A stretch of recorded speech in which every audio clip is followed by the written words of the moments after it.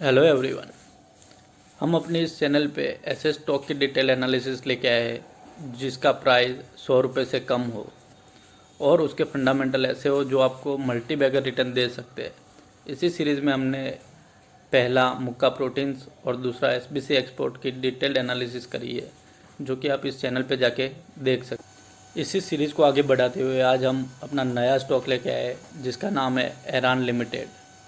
यह कंपनी एक IT sector में बिलोंग करती है। ये कंपनी अपनी इंफॉर्मेशन टेक्नोलॉजी एनेबल्ड सर्विस काम करता है, जो कि बैंकिंग ट्रांजैक्शन प्रोसेसिंग में काम करता है, डॉक्यूमेंट मैनेजमेंट सर्विस करती है, टेलीकम्युनिकेशन कंपनीज में, इंटरनेट सर्विस प्रोवाइडर में और पेमेंट बैंक्स में। ये कंपनी एक कॉम्प्रिहेंसिव सॉल्यूशन देता है, ना कि एक पार्ट वाइज सॉल्यूशन देता है। तो ये एक अच्छी कंपनी है।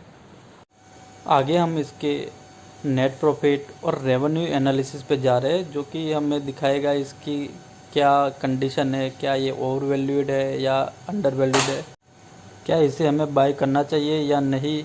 ये भी हम आगे जाके देखेंगे इसके रेवेन्यू एनालिसिस के बाद।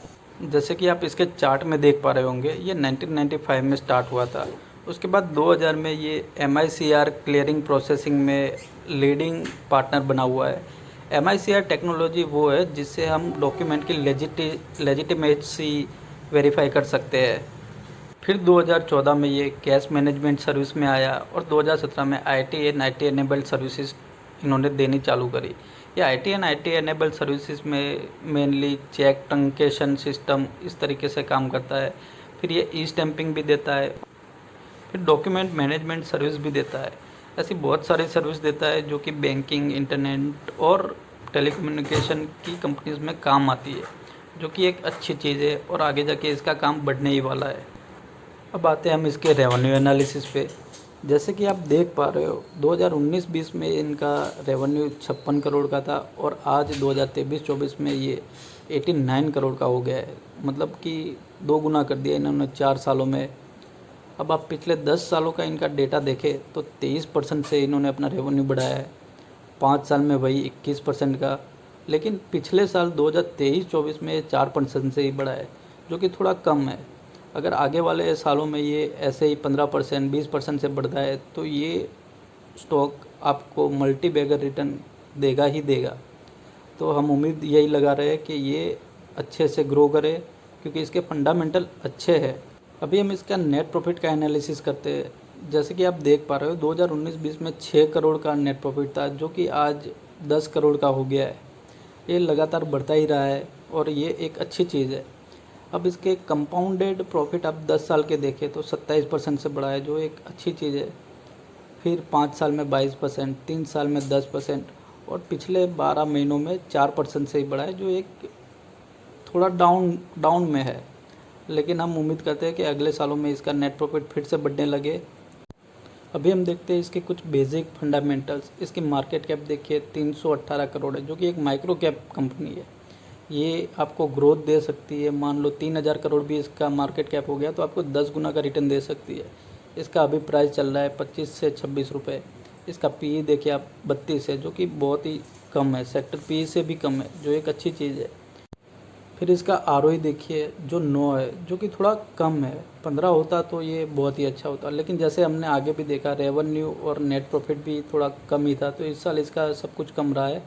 अभी हम देखते हैं इसके ये जून क्वार्टर में क्या रिजल्ट आता है। अगर ये अच्छा रिजल्ट देता है, अपने को 10-15% से इसका रेवेन्यू अप होता है, तो ये एक अच्छा साइन होगा बाय करने के लिए। अभी हम इसके रिज़र्व और असेट्स भी देखते हैं। जैसे कि आप देख पा रहे हो, रिज़र्व 55 करोड़ से 83 करोड़ कर दिया अभी तक, मतलब हर साल बढ़ता ही रहा है, जो एक अच्छी चीज़ है। रिज़र्व्स आपको पता ही है कि ये अपने कंटेंजेंसी के टाइम के लिए बचा के रखते हैं, या तो इनको कुछ एक्सपेंड करना होता है तो कुछ ख़रीदना होता है, उसके लिए बचा के रखते हैं।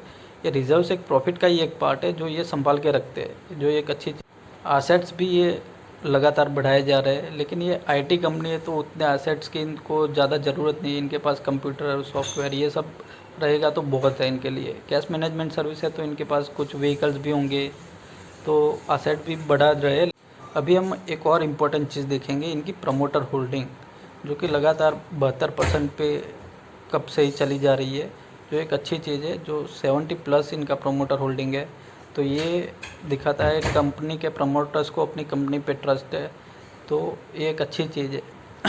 अगर यहाँ पर एफआईआर और डीआईआई के भी कुछ स्टेक होते तो ये सोने पे सुहागा हो जाता, लेकिन ये एक माइक्रो कैप कंपनी है, जैसे कि इसका मार्केट कैप 318 करोड़ का है, तो कोई एफआईआर डीआईआई इसमें रिस्क नहीं लेना चाहेगी। लेकिन हम रिटेलर है तो हम थोड़ा रिस्क ले सकते हैं। फाइनली अब हम बात करते हैं कि स्टॉक अभी ये फेयर वैल्यूएशन पे, इसका पी हमने देखा 32 है, जो कि इसके सेक्टर पी से कम है।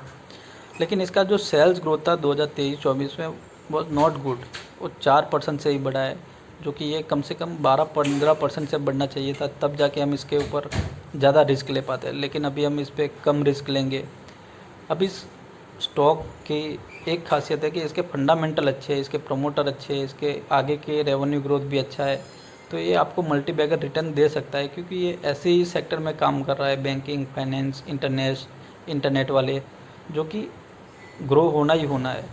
लेकिन आप वेट करिए इंडियन इलेक्शन का ओवर होने का और इसके जून क्वार्टर के रिजल्ट आने का। अगर वो रिजल्ट थोड़ा अच्छा आता है तो ये अच्छा टाइम रहेगा आपको बाय करने के लिए, क्योंकि ये अभी भी फेयर वैल्यूएशन पे है। दोस्तों मैं एक और चीज़ ये बताना चाहता हूँ, मैं जो ये सारे स्टॉक बता रहा हूँ, इन सारे स्टॉक में मैंने खुद ने इन्वेस्ट किया हुआ है। लेकिन आप अगर इन्वेस्ट कर रहे हो तो आप अपनी रिसर्च और एनालिसिस ज़रूर करिएगा। Thank you guys.